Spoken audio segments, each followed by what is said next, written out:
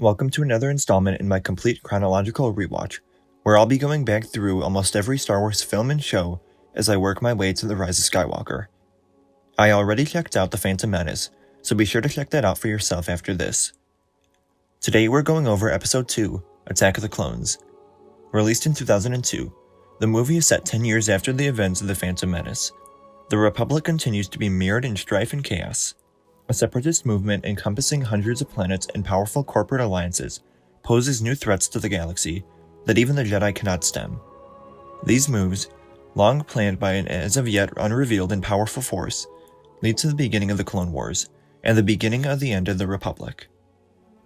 Like the Phantom Menace, this was something that I haven't seen in a while, and the first thing that comes to mind when I think of this movie is great action and beautifully cinematic shots, so I was looking forward to this one.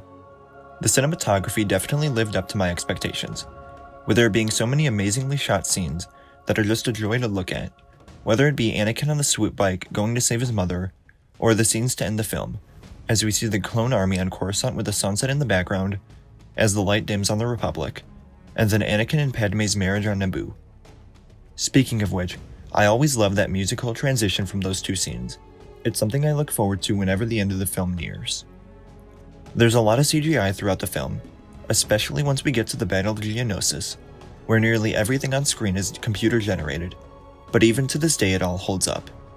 There may have been a few scenes here or there where something looked off, or a green screen was obviously being used, but for being 20 years old, that's not bad.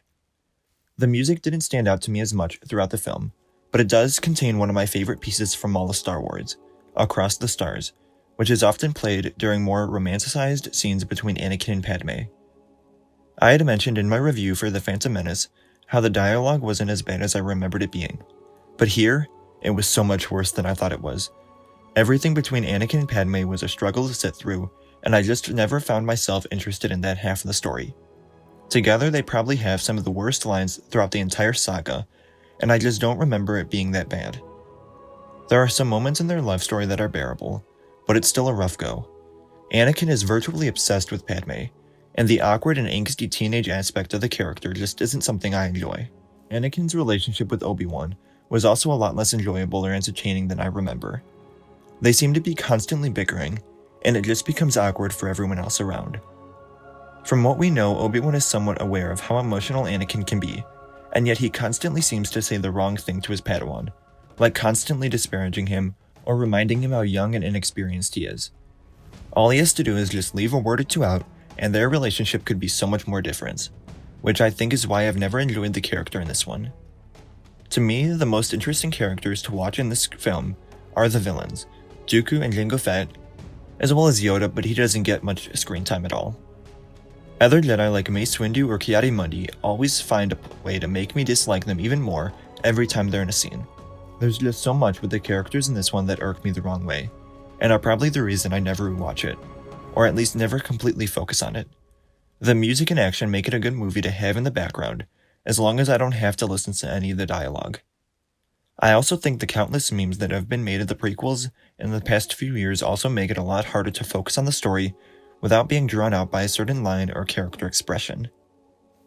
Obi-Wan's investigation, on the other hand, is always the part of the film that I enjoy the most.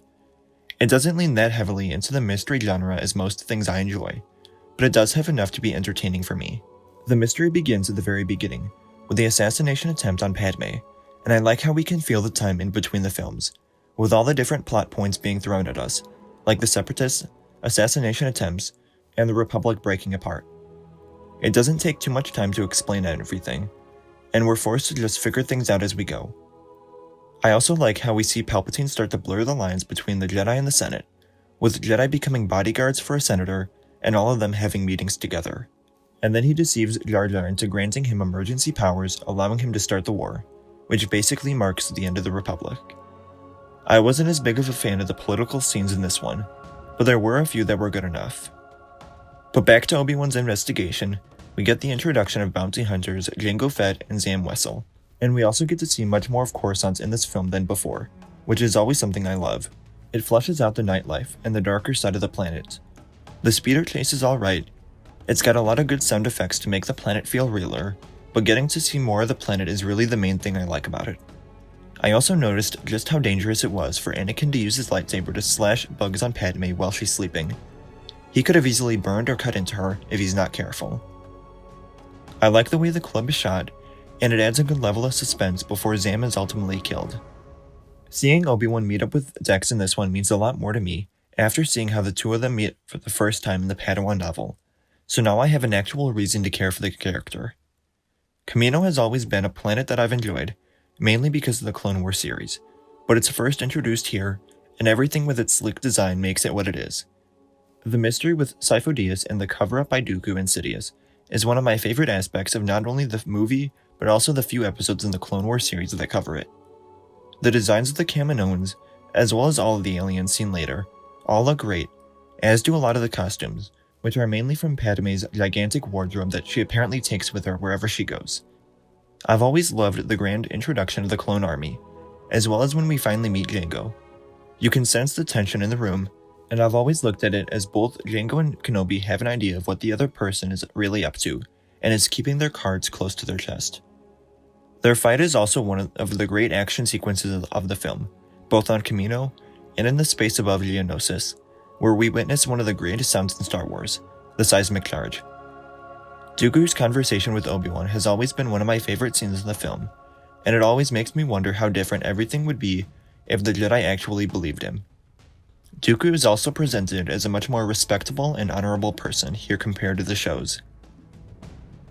Going back to Anakin's storyline for a bit, Shmi's death wasn't as emotional as I remembered it being, but Yoda's scene afterward adds to it. The design of the droid factory is neat, and the action in there is good for the most part.